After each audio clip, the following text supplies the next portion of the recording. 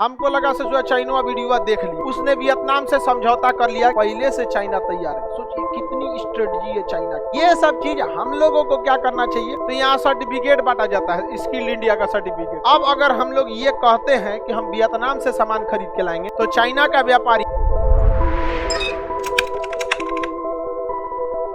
China को पता था। हम 2 साल पहले एक वीडियो बनाए थे इसी पे कि हमें कहां से लाना चाहिए, वियतनाम। हमको लगा से जो चाइना वीडियो देख लिया, उसने वियतनाम से समझौता कर लिया कि तुम भी जितना मन हमको सामान बेचो, हम भी जितना मन बेचेंगे। अब अगर हम लोग ये कहते हैं कि हम वियतनाम से सामान खरीद के लाएंगे, तो चाइना का व्यापारी पहले कहाँ आएगा, वियतनाम, और फिर वही बेचेगा। पहले से चाइना तैयार है। सोचिए कितनी स्ट्रेटजी है चाइना की कि हमसे 2 कदम आगे सोच के चलते। तो कोई बात नहीं, हम लोग लेबल देख के लेंगे, मेड इन वियतनाम। नहीं समझ में आया, मेड इन वियतनाम, तो तुम यहाँ कारखाना खोलो। खोलेगा कभी चाइना? नहीं।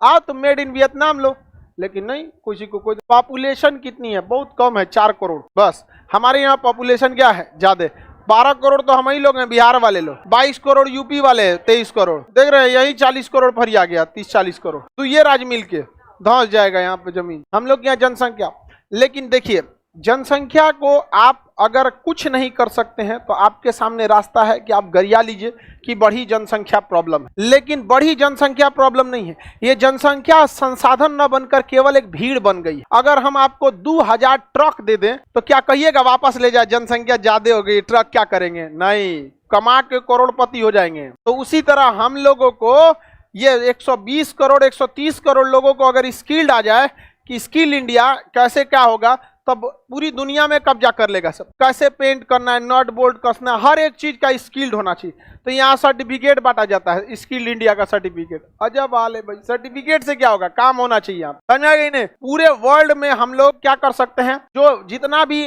वर्क चाहिए, वर्क लेबर बेल्ट हम लोग क्या कर सकते हैं, सप्लाई दे सकते। और हमारे यहाँ के लेबर सबसे सस्ते होते हैं और मल्टीपर्पज होते हैं, सब कई को चीज काम कर देगा सब यहाँ। तो नेतवा इस सब पे नहीं ध्यान देगा सब। अब एक बात बताइए, इतने बड़े देश में, भारत जैसे विशाल देश में, अगर आपको जेसीबी सीखना है, हम लोग भी जब इंटर पास किए थे लोग ना, तो पता नहीं चलता था क्या करना है।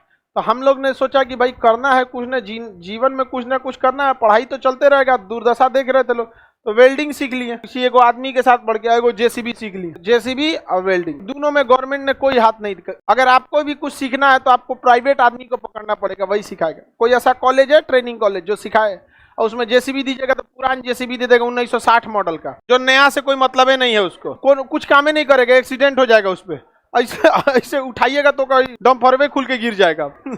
ये सब चीज हम लोगों को क्या करना चाहिए, गवर्नमेंट को जो बढ़ी हुई जनसंख्या, इसे स्किल्ड सिखा, जो कंपटीशन में जाना चाहता है उसे कंपटीशन में भेजिए, जो सिविल सर्विस में जाना चाहता है सिविल सर्विस, जो बिजनेस में जाना चाहता है बिजनेस। तो सीधे आके लोग कहते हैं रोजगार देने वाला, मांगने वाला नहीं, रोजगार देने वाला बनो। अरे जिसके घर में खाने को पैसा नहीं, वो कहाँ से दूसरे को रोजगार देगा?